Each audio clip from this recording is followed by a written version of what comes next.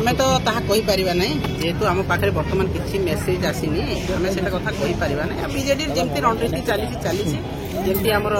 समावेश चली एवं आमे चली बीजेडी संगठन रे एवं निर्वाचन लड़ीबारे जितिबारे आमे लागि आज पदयात्रा हां पदयात्रा महिला माने आसीथिले बहुत संख्या रे 2000 महिला आसीथिले पदयात्रा भी है मीटिंग भी है किसी असुविधा नहीं देखो जहाँ आम पाखक इनफर्मेशन आसो सभापति जहाँ निर्णय ने ताही फाइनाल सब कथबार्ता तो है पार्टी एवं कौन मेसेज आई आपण मैंने जहाँ कहते मुझे आपंठ शुणुची बर्तमान पर्यंत आम पाखे कौन प्रकार मेसेज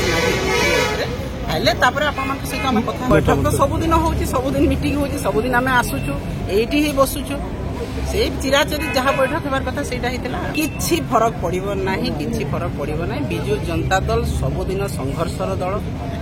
नवीन पट्टनायक नेतृत्व रे दीर्घ 25 वर्ष धरी ओडिशार सेवा करिसंती नवीन बाबू बिजु जनता दल सेवा करिछि कोनोसी व्यक्ति आसिले किंबा गले बिजु जनता दल को कोनोसी